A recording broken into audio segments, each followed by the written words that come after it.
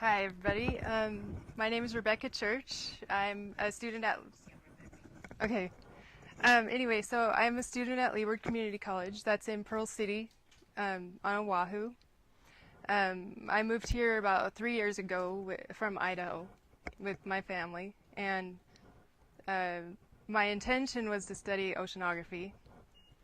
And so now I'm here talking at a double star conference. So.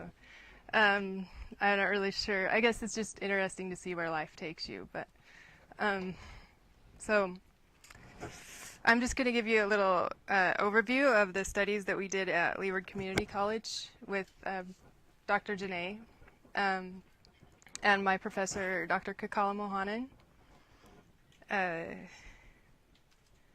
Oops.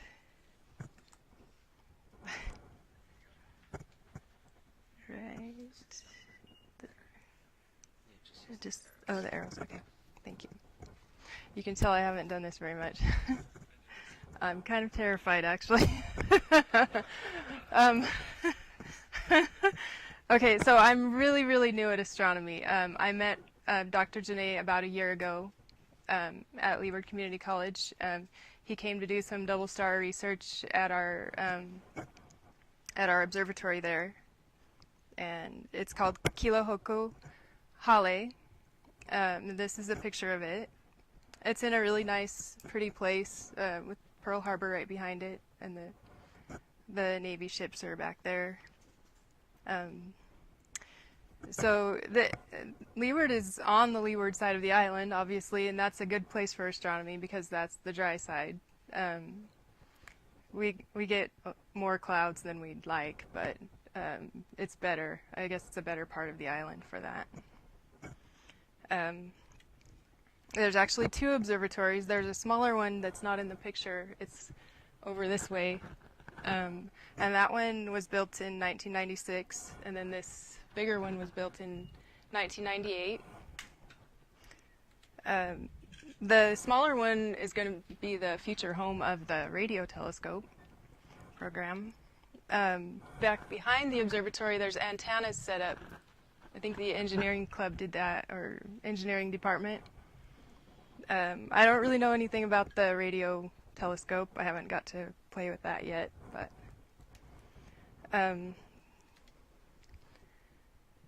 so our telescope is made by Optical Guidance Systems. It's a 20-inch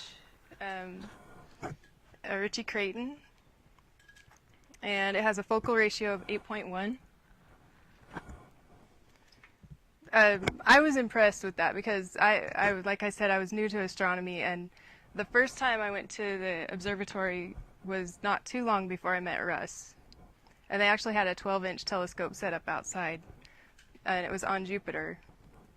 And they told me, oh, come see Jupiter, and I was excited to see Jupiter, and I looked in there and I could see the moons, and I said, are those the moons? And they casually, oh yeah, that's the moons. But I was so impressed, and I kind of and that kind of hooked me on it. But so I was excited when Professor Mohan asked me to help with the project with Russ. This is just some of the cameras that we have there. We use the Apogee Altus U6 a lot.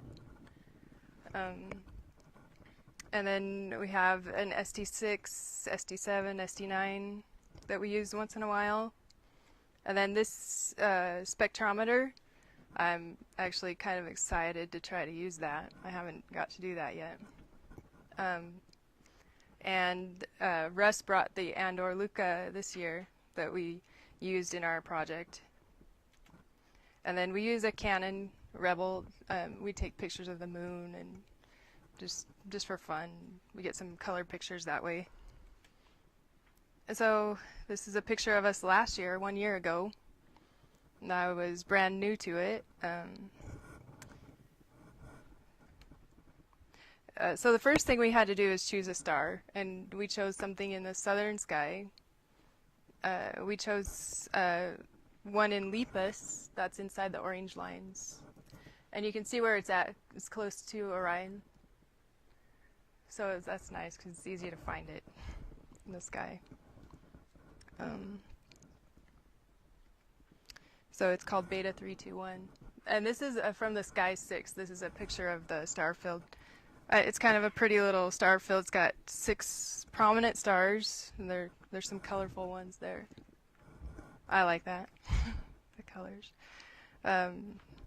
This is a picture that we took that was, I believe this is the one that was published in our paper. And you can see that the AB component is really close. It had a separation of 0.4 arc seconds, so we weren't able to resolve it actually last year. This is a 10-second image. We were able to resolve the AC, AE, and AF components. And we got this star out of the Sissy Haas catalog. That's where we chose it from. This is our table of our results, and we were happy to see that they're close, similar to what was reported in the catalog. And you can see that AB is not there because we were not able to resolve it.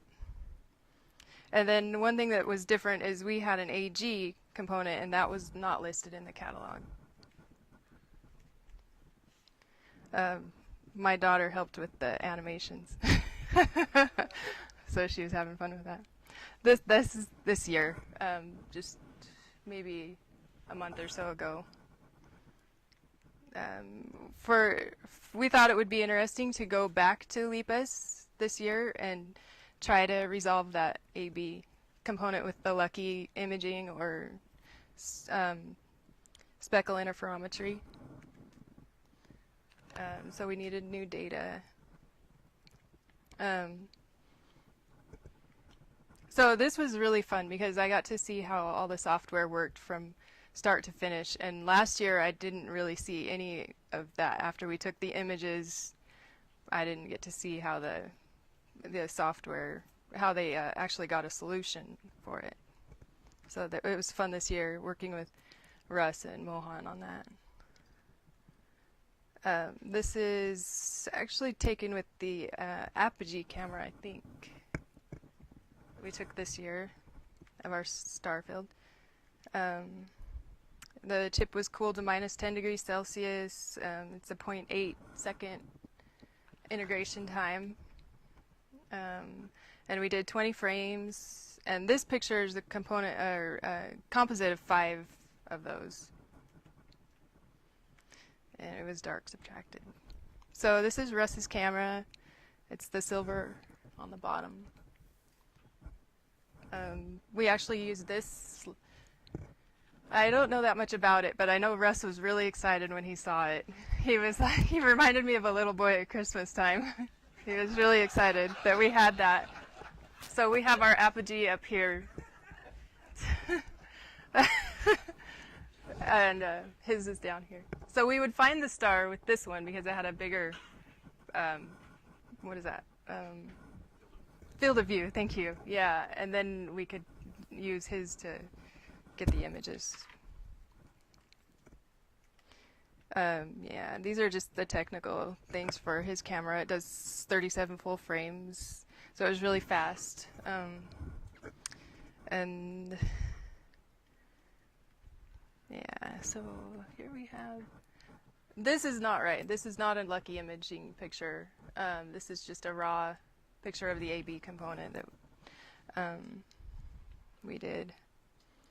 And this is the speckle image, final image that we had.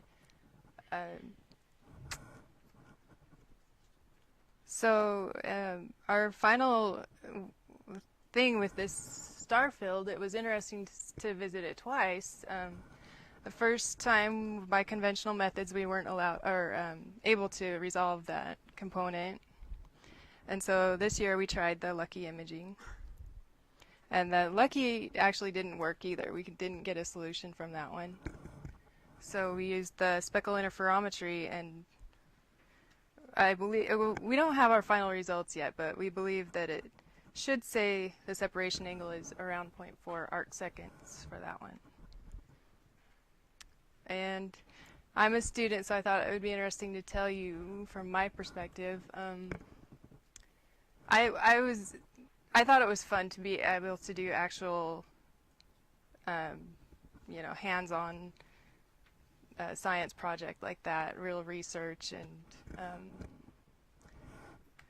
and then to be able to publish papers, that really gives a student a foot up, I think.